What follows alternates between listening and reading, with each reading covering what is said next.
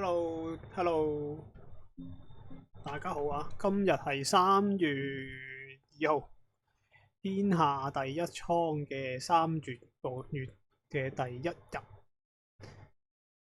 好啦，咁而家個倉位啊39% 升幅，我就諗住 short 石油啊，今日係啊，高石油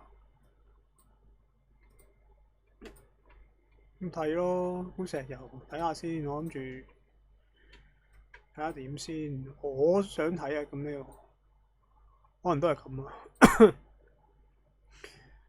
輕輕地啦。輕輕地啦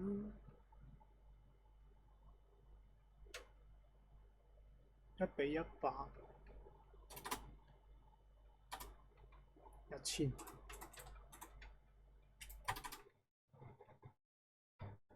蚊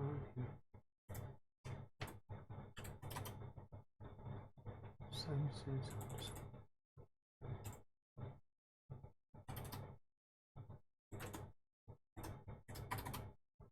好啦。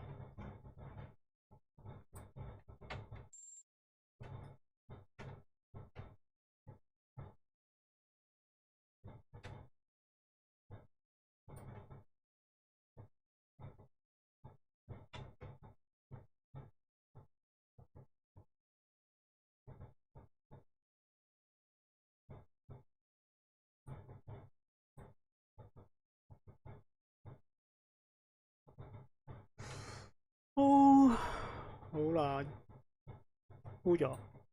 去睇佢講咩先？喂，9小時前油價大漲，伊朗衝突打亂中東供應，油價市場，油價跳漲，股市下跌。乜真係咩？因為有陣時候咧睇啲消息咧，啲人就會覺得係咪問，即係真定假咧咁？我都唔知喎。個市場上應該係永遠都啱嘅，但係我係咁睇嘅。抽上嚟爆 gap 啦，成個 gap 喺度啦。咁我估啊，嗱，而家呢個位咁啱做咗個假突破啊嘛，嘣一聲假突破，跟住回測呢啲位咯。咁我咪做，我咪做 short 咯，冇嘢噶，可以咁樣做 short 噶嘛。咁我推翻個比例咯，可能直接推倉都唔出奇。但係呢啲咧做 short 嗰啲咧，唔該就唔好咁大咁搏啦，即係唔好做到1:56啊。咁如果真係去到破咗回翻呢啲位嘅，咁我哋咪食先咯，係咪？可以咁樣噶嘛。咁但係呢個位都要加掛略。咁我直接推倉同埋保本，再拉長拉深少少新貨，我唔記得咗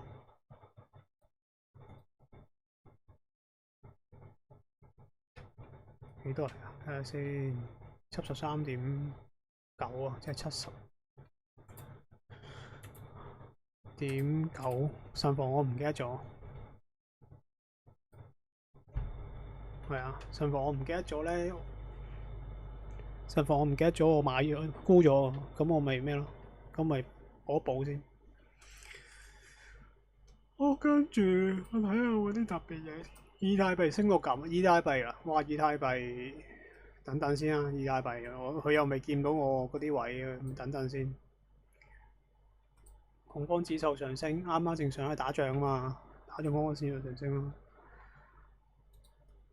冇啊，冇明顯嘅優勢喺呢啲位置。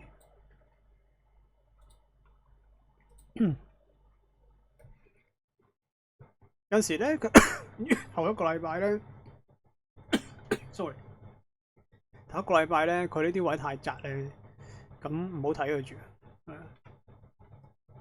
分鐘佢又會再落，我唔好睇佢住。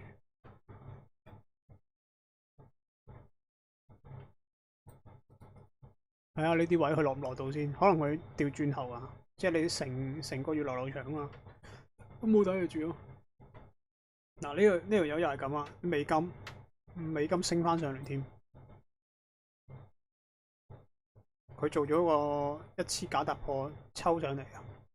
美金，美金可能強勢咧，有機會黃金咧，我自己睇咧，有機會黃金喺呢啲位咧，可能分分鐘坐落嚟，或者坐落嚟都唔出奇㗎。你因為而家都已經去1.4啦，嗰個 set call，咁佢分分鐘可能去呢啲位做一個假突破就抽落嚟，即係好常見啊！做假突破抽落嚟。咁但係而家我就未見到有明顯嘅方向啦，咁同埋都鎖死咗啦，我哋都推咗倉鎖死咗啦，有冇就算啦，喂，係咪？上啲咯，推多啲倉，係不斷推嘅啫，個倉不斷推嘅啫，係咪都打？如果你落翻嚟打中嘅，咁冇辦法啦。咁呢個百零蚊美金唔要啦，啲人可以食咗先嘅，我冇嗰個概念。好，轉翻個周線同大家睇先啊。係喎，跟住翻個恆指先，真係唔記得咗。恆指喺邊度出嚟啊？恆指，喂，哇係抽落嚟喎，佢一下就抽落嚟，一下抽落嚟，分分鐘去翻25000喎咁樣，唔係講笑。如果佢支大棍啲，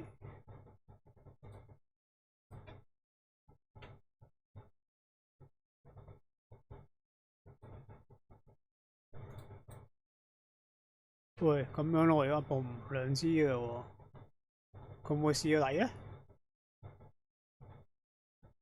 有冇試嗰啲底啊？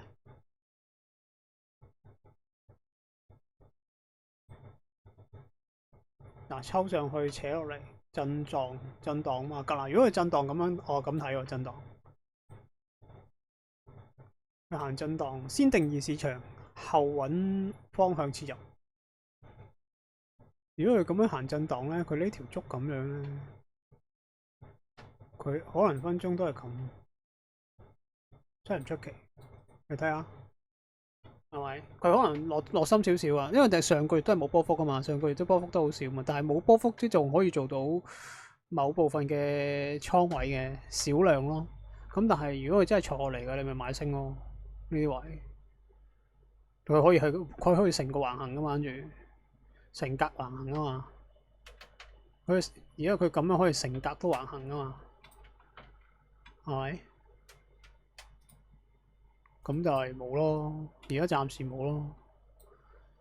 係啊，暫時我唔睇住恒指住咯咁樣。佢咁短，佢除非一打咗支長嘅嘢嚟回測，咁我買落去咯。Break and retest 啊嘛，佢 retest 呢啲位，佢都10字星啊。如果上翻呢個位，跟住佢抽上嚟，咪就係向下假突破咯。如果佢上得翻呢條，佢呢條係陽燭嚟噶啦。即係如果佢上翻呢個位，即係可能佢有大約200-300點。如果200-300點佢上翻嚟呢支陽燭嚟啦，咁我咪睇升咯。支持位擺翻喺呢下邊咯，係咪啊？但係如果繼續挫落去嘅話，你咪跟挫咯。咁我哋走大局噶嘛，我哋走大局，走一個周線圖、日線圖嘅話咧，我哋冇必要睇到咁細啊。如果我哋話我哋做 day trade 嘅，咁可能我睇1分鐘、5分鐘，甚至乎1個鐘，咁咪係咯。你而家夜晚都夜期嚟噶嘛，咁夜期佢有機會朝頭早聽日爆多200點上去啊。你朝頭早9點3你好保住佢啦。如果調翻轉，佢真係上嘅，你咪買上咯。啊，咁你咪食嗰200點就算咯。係嘛？有時都要執生咯，就唔係話一本通書睇套路嘅。你要揾錢就要揾啲方向去揾錢噶啦，係咪先？嗱，你睇下咁已經又係賺錢啦，係咪先？即係唔使睇到咁細噶嘛嗰套。就算 day trade 咧，有陣時你都要知道大方向喺邊度啦。即係可能月線圖、周線圖嘅大方向喺邊度，你喺短線日線圖切入啊。咁你個防守位相對少啊。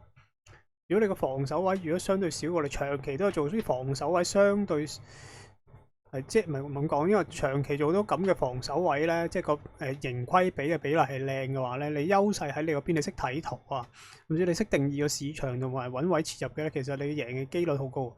咁只要你唔好咁大注啦，慢慢咁將個倉位滾大啦，其實佢慢慢之後個複利率就會好靚啊。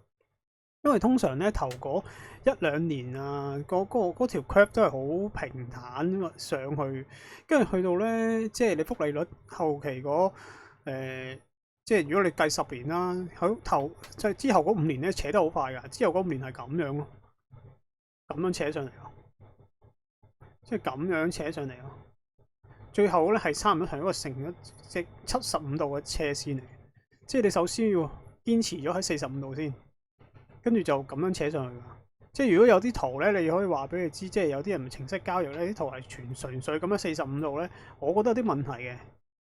因為我自己操控個倉位同埋做嘅 EA 咧，都覺得唔 make sense，因為你複利率係急升㗎嘛，應該正常。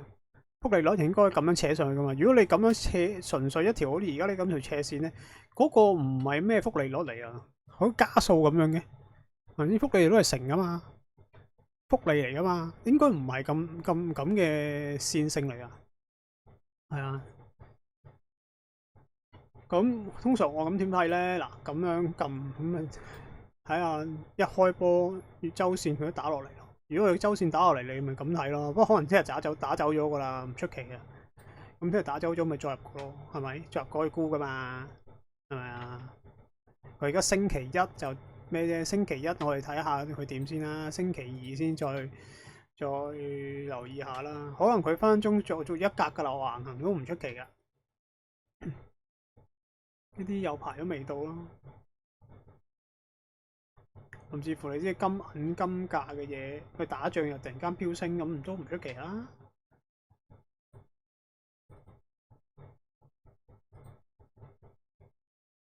佢話1點幾個 percent。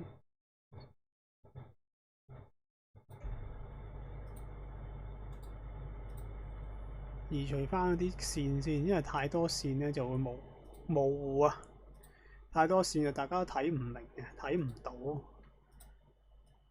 既然上咗去咧，就唔使再畫呢啲線啦。咁就睇上面嗰格噶啦嘛，你明唔明我意思啊？咁啊，去睇上面嗰格噶啦嘛。即係你一夜3支陽燭上到去呢，咁我睇呢格咯。係咪先？我睇上邊嗰格噶啦，睇多一格就睇呢度。即係你要知道個時間框架喺邊度啦。佢用呢個時間咁嘅線性打落嚟。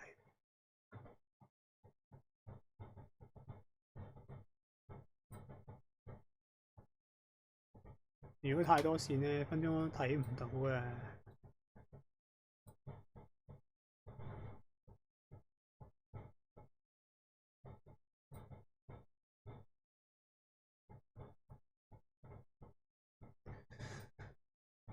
係咪？係咪我買㗎呢啲？即係我代表我買過嘅戰序啊嘛？呢啲好似係咁喎。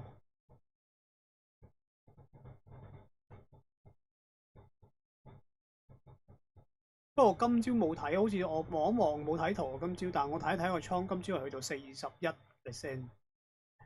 咁但係都唔緊要啦，我哋都唔係為咗個1-2% 做呢啲嘢嘅。我哋係睇下將來可唔可以一齊炒大佢啊嘛。即係大家好似先行者咁咯，我哋儲下 followers 咯，大家圍爐取下暖咯。大家如果有啲咩嘅想知道嘅，可能歡迎喺下邊留言啊。咁今日嘅時間係咁多啦，再見，拜拜。